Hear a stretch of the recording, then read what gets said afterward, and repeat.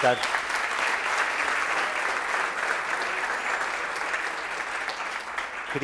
Queria aproveitar para agradecer o convite e a oportunidade de estar aqui e a vocês também de estarem presentes. Eu, antes de iniciar a minha carreira no golfe, na qual não fui muito bem sucedido, estudei design. E quando estava a terminar o meu curso de design, em 2005, eu estava, de facto, triste com a sensação daquilo que me ia tornar. Eu sentia que me ia tornar uma espécie de maquilhador ou ilusionista de um sistema de mercado, de um sistema baseado nas finanças, e eu sentia que o papel da comunicação era muito esse, que de facto eu ia criar películas, ia criar mentiras, ia criar propaganda e alimentar ainda mais esse sistema. E então, na altura, eu decidi criar uma espécie de contraponto e pensar dentro daquilo que eu sabia fazer, que de facto era comunicar, criar uma espécie de, no logo, uma espécie de antimarca, dentro desse mundo das marcas para o qual eu tinha estado a estudar. E porque acreditei sempre que, de facto, se de algum modo queremos perturbar ou mexer com algum sistema, tem que ser pelo seu interior. Portanto, a ideia de criar esse contraponto surge o mais menos. O mais menos, no fundo, acaba por ser a ilustração disso tudo. A ilustração desse mundo, do mundo daqueles que têm mais e daqueles que têm menos. Um mundo, basicamente, que vive debaixo de uma sombra económica e financeira e que mexe com números. E, ao mesmo tempo, sendo essa, a par da comunicação, a energia que move esse mundo. E então cheguei a esta pequena equação, ao mais menos. Qualquer matemático que esteja aqui vai me dizer que mais menos é igual a menos. Mas para mim o mais menos era igual a zero. Era a anulação desse sistema. E então, com esta pequena equação, eu decidi ir para a rua. E decidi ir para a rua perceber de que forma é que a comunicação e a propaganda, de facto, mexia com as pessoas. E então decidi utilizar o Porto, a minha cidade natal, quase como um laboratório onde eu fiz essa experiência. E decidi espalhar por diversos esportes urbanos, por todo o lado, de forma viral, o mais menos. E cobrir todas as superfícies possíveis e, no fundo, alterar um pouco aquilo que tínhamos, aquilo que era o panorama urbano. E prossegui, e fui de tal modo incisivo, em tão poucos meses, que não só as pessoas ficaram com imensa curiosidade do que seria o mais menos, porque o mais menos, no fundo, era um produto honesto, porque só se publicitava a ele mesmo e não vendia mentiras. Como também chamei a atenção dos mídia. E então, depois de ver esse impacto e de perceber esse impacto, decidi mais uma vez ir para a rua. Sim, eu sou vadio. E então fui fazer inquéritos anónimos, sem dizer ao que ia, e apanhar pessoas na rua e perguntar-lhes se tinham visto algum símbolo, alguma marca nova que não conseguiam perceber. E, de facto, 70% das pessoas falavam no mais menos. Aquelas que não falavam, muito bem, eu terminava o inquérito. Aquelas que falavam, eu continuava o inquérito. E então queria perceber que tipo de reação, aquilo que as pessoas achavam, de que forma é que elas projetavam neste símbolo tão incógnito. E acabei por ter as reações mais antagónicas.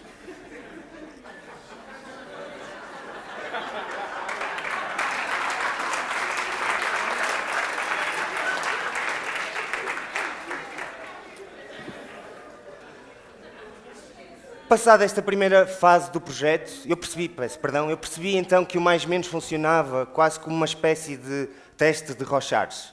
As pessoas utilizavam o mais menos como uma tela em branco, onde projetavam os seus medos, as suas ansiedades, as suas angústias, os seus desejos. Então percebi realmente a força que a comunicação tinha e qual era o papel dela. 7 anos depois, já em 2012, fui convidado para a Capital Europeia da Cultura, em Guimarães. E decidi fazer uma performance que ficou conhecida como o Enterro de Portugal. E eu digo que ficou conhecida porque acabou por ter um grande impacto, porque acabou por acrescentar, por agentes exteriores ao projeto, acrescentarem ainda mais esta performance. E percebi a força dos símbolos aqui mais uma vez. Percebi a força que a identidade tem. E num mundo onde nunca existiram tantas marcas, tantas identidades, nunca vi as pessoas tão pouco referenciadas. E a verdade é que o impacto que esta performance teve fez com que o Comando-Geral da Guarda Nacional Republicana se decidisse juntar ao mais menos e continuar a performance. E foi o que fizeram. Porque eu contratei 7 guardas da Guarda Nacional para irem à frente desta marcha e um coronel acabou por ser exonerado. E eu agora gostava de passar o vídeo, por favor.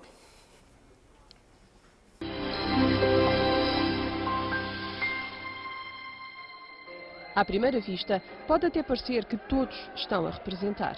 Acontece, porém, que a Guarda de Honra é mesmo real. Os 7 elementos da Guarda Nacional Republicana que escoltam o Caixão de Portugal são verdadeiros guardas da GNR, contratados pela organização para participarem no projeto teatral. O enterro de Portugal aconteceu a 17 de agosto e foi uma das iniciativas da Capital Europeia da Cultura, Guimarães 2012.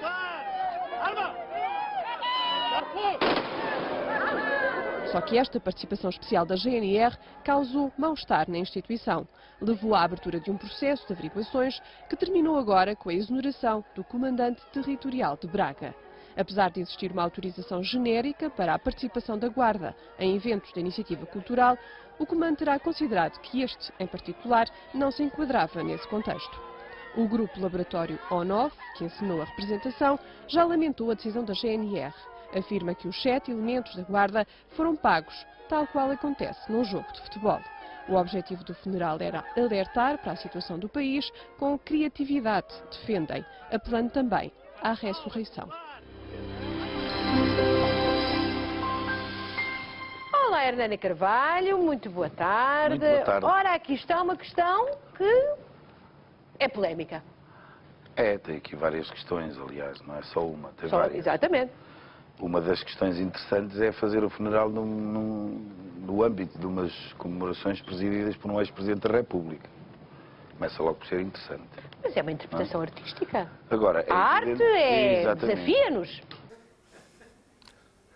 E com esta ideia de criar desafios, que era isso que eu já tinha percebido desde o início do projeto, criar esta tela onde as pessoas pudessem projetar, eu decidi alargar o projeto. 7 anos depois viram já uma performance, já com outro corpo. Mas, entretanto, na rua eu fui criando ensaios e fui criando diálogos. Fui criando diálogos com as pessoas, de forma a que elas próprias também pudessem intervir, de alguma forma, com o projeto. E esses diálogos foram importantes para me fazer perceber algumas questões, para trazer as pessoas para o debate, que eu julgo ser essencial. E, certo dia, achei que devia levar isso mais longe. E então decidi criar cerca de 300 caracteres, espalhá-los numa praça, tirar as letras das paredes e dá-las às pessoas. E desafiar as pessoas para escreverem o futuro. E as pessoas iam escrevendo mensagens na praça, utilizando os caracteres, e andavam com os caracteres de um lado para o outro e deixavam a sua mensagem para o futuro. E as mensagens que apareceram foram realmente interessantes. E foi interessante também perceber de que forma, quando a praça estava cheia de mensagens, novas pessoas iam chegando e tinham que tirar do futuro das outras para fazer o seu próprio futuro. E quase como uma visão poética, isso diz-nos o quanto o futuro dos outros é importante para o nosso futuro também. E como deve ser construído em conjunto. É bom, por vezes, também perceber que os outros vão buscar ao nosso trabalho e criam diálogos connosco. Diálogos que nós não estamos à espera. Como aconteceu neste caso, uma companhia de teatro que me pediu para utilizar uma intervenção e dar nome a uma peça feita por eles. Mas nem tudo são rosas.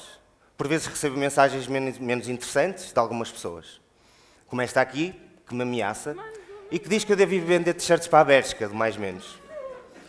E vocês questionam-se porquê a Bershka. Certo dia estava eu numa manifestação, em frente à Assembleia da República, e olho para o lado e está um rapaz com uma t-shirt do mais menos. E eu meti conversa com ele e perguntei-lhe porque é que ele tinha aquela t-shirt. E foi interessante ele dizer, não, isto não é o que estás a pensar, isto eu comprei na Bershka. Eu, compraste na Bershka? Hoje até somos amigos, falamos de vez em quando. E a verdade é que a Bershka tinha uma t-shirt com o mais menos à venda. É óbvio, muito provavelmente, nada tem a ver com o projeto mais menos. Mas agora tem, porque está aqui. E então eu decidi falar com a Bershka.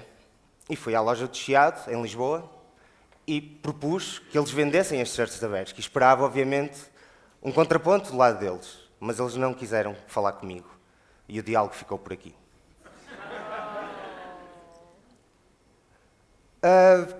Depois há outros diálogos. Há diálogos inesperados, como neste caso. Paulo Portas é o vice-primeiro-ministro de Portugal. Certo dia recebo esta mensagem e partilhei-a nas redes sociais. Certo dia recebo uma segunda mensagem e voltei a partilhá-la nas redes sociais. E aqui ninguém acreditava que o Paulo Portas tivesse também intimidade comigo, ou tivesse de tal modo interessado no meu trabalho. Talvez sim, talvez não. Mas muitos já duvidavam, até que aparece uma terceira mensagem.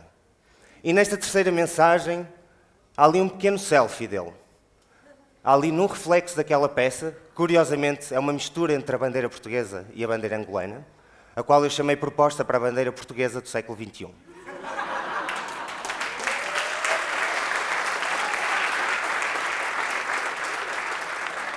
E aqui as pessoas ficaram confusas. Já não sabiam se Paulo Portas me conhecia ou não.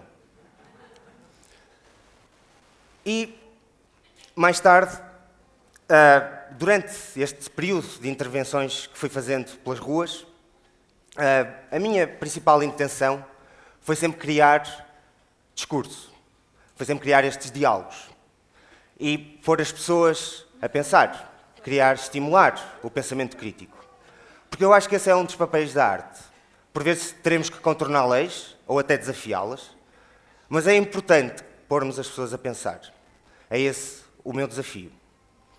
É um desafio de olharmos para as coisas de outra forma e de termos a atitude de reagir perante estas mudanças e o ponto em que nos encontramos hoje em dia. E é por isso que eu acredito que numa altura de excesso de consumo, em que damos valor a coisas que se calhar não são assim tão importantes, será a nossa função contornar essas ideias e construirmos um caminho que possamos todos levar em conjunto, em paralelo. Porque a verdade é que este sistema está-se a deteriorar, a olhos vistos. Estamos num período de mudança e vivemos realmente um período muito interessante da nossa história. E é importante termos essa consciência global de que isso está a acontecer. Que se calhar os pressupostos sobre os quais a nossa sociedade, os alicerces onde ela se constrói, se calhar estão a abanar. E às vezes é preciso abaná-los para perceber até que ponto é que ele aguenta o sistema. E é isso que eu vou tentando fazer. Porque acredito que a melhor arma são as palavras, é uma caneta, é uma lata de spray, são as vozes. Acredito que é esse o caminho que temos que tomar. Um caminho não violento, um caminho inteligente. E um caminho que faça ver às pessoas que é preciso realmente mudar alguma coisa. E eu percebi isso, mais uma vez, quase 10 anos depois de começar este projeto, com aquela pequena latinha, uma lata de nada. Porque tive a certeza que aquilo que era realmente importante é aquilo que nós não conseguimos apalpar, é aquilo que não conseguimos ver. E foi o nada que me levou a tomar uma decisão, aparentemente difícil, mas fácil para mim, que foi despedir-me do meu trabalho no final do ano passado.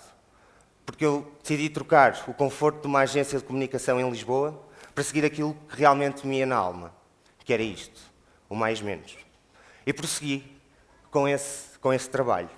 E cheguei, mais uma vez, estes 10 anos depois, a outra pequena equação, muito importante, que é a seguinte: eu prefiro criar nada e mudar alguma coisa do que criar alguma coisa e não mudar nada.